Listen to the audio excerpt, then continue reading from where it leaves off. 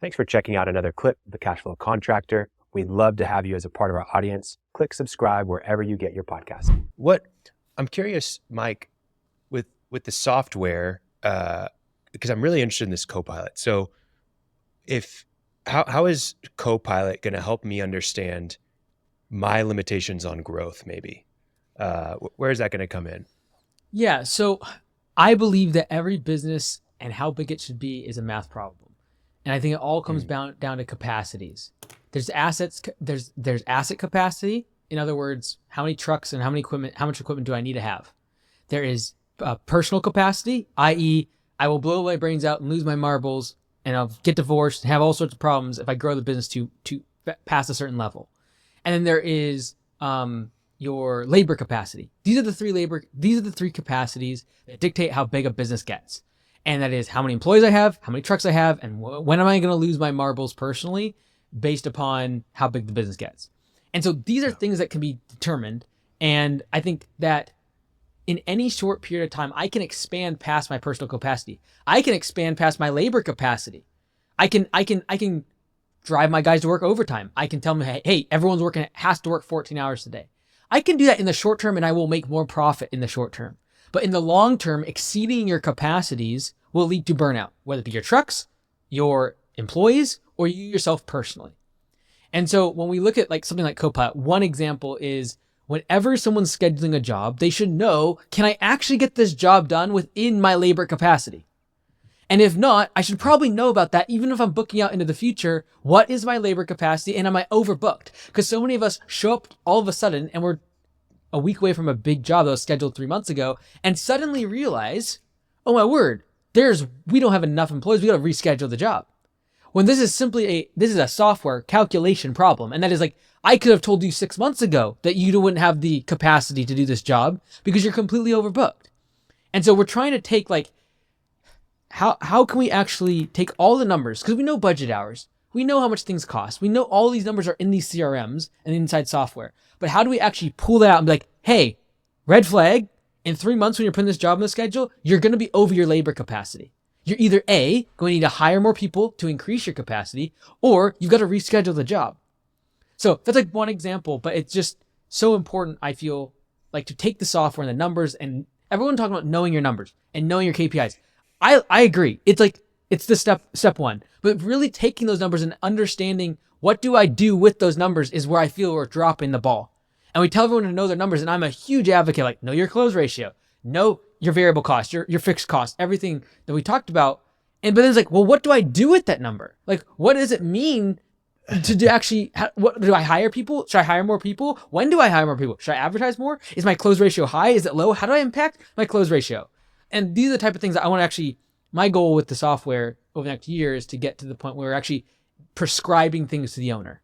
So it's hey, yes, you could go get more jobs and go do more sales. And yes, that is super, super sexy. And to Martin's point, that's what everyone thinks they need. Or is it the fact that if we just improved your close ratio from 20% to 40%, you would double the business? Or if we increased the average value per customer per year from $2,000 to $4,000 using upsells, we would double your business. And so these are the type of things I think software can do.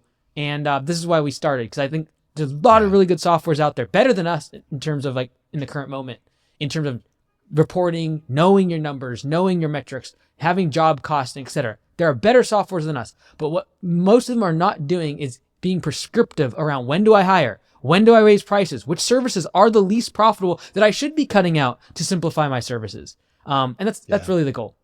Yeah, we're laughing over here because Martin has his book, The Profit Problem, and that's what he talks about. Know your numbers, but then what do you use? How do you use the actual numbers?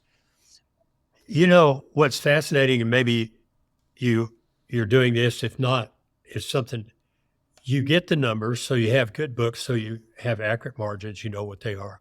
People don't generally go figure their break even from that. This is how much you have to sell. The people I meet don't do that. And if the software did that, just told you, hey, you have to do this much, it becomes part of your dashboard. You have to do this much to break even on expenses, make a profit. You also have to cover your cash payments. So you have to make enough profit in a month to and collect it. to pay your overhead expenses and your debt service. That is, I think, what you're talking about. That's where, that's what I have to do. I mean, you're going deeper than that with the labor productivity and so on. But yeah, I don't know anything anywhere that does that except the owner himself or herself. Yeah, and I think like that's probably what you're talking about there is probably not what we're getting to for a few years. What I'm trying to attack at first, to be honest, is like, how do I get more jobs? Because that's what everyone wants. Well, do I need to advertise more? No. You need to get to the estimates faster. It's taking you 3.5 days to go from lead to just on their property. If we get that in 1 day, I know for a fact people will not complain about you being to their property faster after they request an estimate. Better yet, can we do it instantly? Can we get on your website to where they sign up and they check out from your website? That would make that 0. So we're probably going after like more of the entry level stuff. We're not there yet, Martin, in terms of the more of the financial aspect, but definitely down the road to be something we want to look at. We have the job costing software, but to your point, we are not going prescriptive on that yet. What we're really trying to focus on, what are the things that lead to the bad numbers, the overhead of being too high, what leads to a bad close ratio, what leads to bad pricing and bad profits. One thing I think maybe software would certainly help with, but when I talk to people who aren't getting the finance part of it, not because they're stupid, we just aren't there yet, say, okay, what would be different around here if you got one more job per week per truck? You got 19 trucks, and each job brings you $250 worth of, maybe not for lawn care, but $250 of margin. Just add it up. There's no additional overhead to do that. Just add it up. And anyway, I'm with you 100%. It tells you what you need to do. Thanks for checking out a clip from the Cashflow Contractor. We have full episodes where we go deep on topics that help you grow a construction business that runs without you so you can have less stress, more time, more money. Now, we've got other videos, other clips, but if you want to check out the full episode for this clip, you can click wherever our editor put it. It might be here, might be there, might be over my face, I don't know. But thank you for checking us out. We'd love to have you as a part of our audience. So subscribe or check out a full episode wherever you get podcasts.